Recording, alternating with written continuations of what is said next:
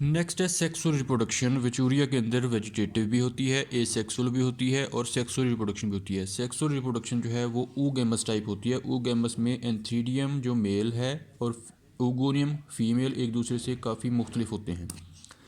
एंथीडियम जो है वो स्टॉक्ड एक डंडी के ऊपर लगता है, सिलेंड्रिकल या ट्यूबुलर और हुक शेप का होता है। डेवलप बिफोर ooगोनियम और ooगोनियम से पहले डेवलप होता है। विचूरिया जो वो होमोथैलिक होती है कि एक ही प्लांट के ऊपर दोनों सेक्स ऑर्गन्स पाए जाते हैं। ये है एंथ्रीडियम और ये है ooगोनियम। एंथ्रीडियम की डेवलपमेंट के बाद ooगोनियम की डेवलपमेंट शुरू होती है। तो एंथ्रीडियम जो है बहुत सारे प्रोटोप्लास्ट जो है वो इस हुक लाइक स्ट्रक्चर में विद मैनी न्यूक्लियाई जो है वो यहाँ पे आ जाते हैं और इसके पीछे फिर सेप्टम बन जाता है। तो ये एक ब्रांच की एपिक्स के ऊपर बनता है। एंथ्रीडियम एक हुक लाइक स्ट्रक्चर बना लेता है। प्रोटोप्लास्ट और एंथ्रीडियम का जो है वो मुख्तलिफ छोटे छोटे यूनिन्यूक्लिएट पार्ट्स के अंदर कन्वर्ट हो जाता है।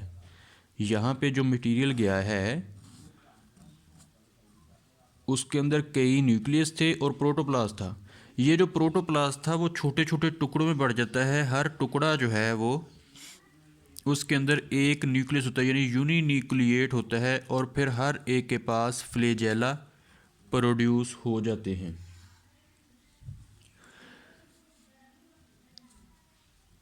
ये बाईफ्लैजिलेट हो गए यूनिन्यूक्लिएट पार्ट्स और यही जो पार्ट्स हैं यही एंथीरोजाइड हो कहलाते हैं। फिर डेवलपमेंट हो रही है एंथीडियम के अंदर एंथीरोजाइड्स की। Multi nucleate mass with protoplast इस हुक में चला गया।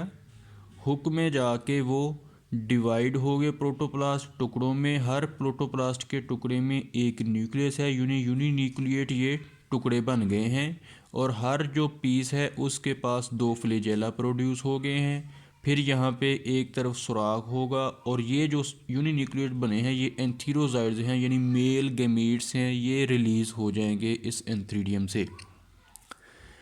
एंथ्रीडियम की डेवलपमेंट के बाद ooगोनियम की डेवलपमेंट होती है। मोस्टली ooगोनियम जो होता है वो एंथ्रीडियम से थोड़ा सा नीचे होता है।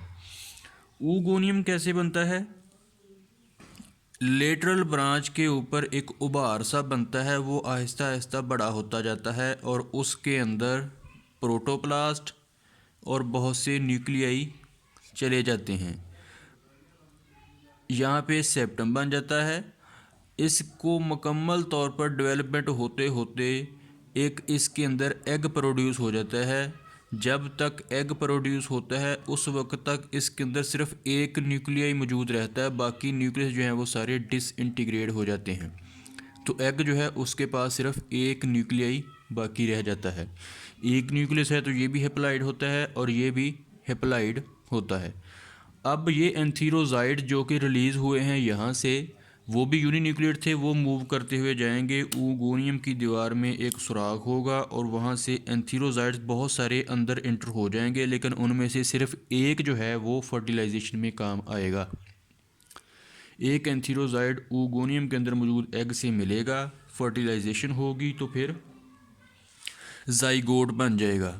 ये जो जाइगोट है अपने इर्द गिर्द एक मोटी दीवार को सक्रीट करेगा तो उसको फिर ऊस्पोर में कन्वर्ट कर दिया जाएगा या ऊस्पोर कहलाया जाने लगेगा।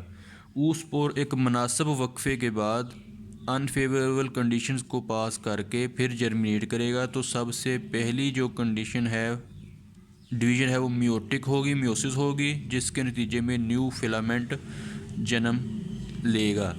अब क्योंकि ये न्यू फिलामेंट जो है वो मियोसिस के बाद हुआ तो इसलिए ये हेप्लाइड होगा। ऊस्पोर जो था वो डिप्लाइड था, जाइगोट जो है वो डिप्लाइड था क्योंकि ये फर्टिलाइजेशन के बाद बने थे। तो डिप्लाइड स्टेज सिर्फ ये होती है, बाकी लाइफ साइकिल सारा हेप्लाइड ही होता है। दोबारा बता देता हूँ, एंथीडियम जो है वो हुक लाइक स्ट्रक्चर है जिसके अंदर बहुत सारे न्यूक्लियस और प्रोटोप्लाज्म चला जाता है। उसके पीछे सेप्टम बन जाता है, वो प्रोटोप्लास्ट के टुकड़े होते हैं। हर टुकड़े में एक न्यूक्लियस चला जाता है तो यूनिन्यूक्लियर पार्ट्स बन जाते हैं जिसके ऊपर फिर फ्लैजेला लग जाते हैं, दो दो लेटरल और ये जो फ्लैजेला लगे हुए हैं एक एक टुकड़ा प्रोटोप्लास्ट का, ये एंथीरोजाइड कहलाता है। एंथीरियम के बाद oogoनियम की डेवलपमेंट होती है, जिसके अंदर बहुत से, अब ये एक उभार सा बना जिसके अंदर प्रोटोप्लाज्म और न्यूक्लियस मौजूद हैं। आहिस्ता आहिस्ता जैसे जैसे एग की डेवलपमेंट होती रहती है तो मुख्तलिफ न्यूक्लियस डिसइंटीग्रेट हो जाती हैं, सिर्फ एक न्यूक्लियस जो है वो सर्वाइव करता है।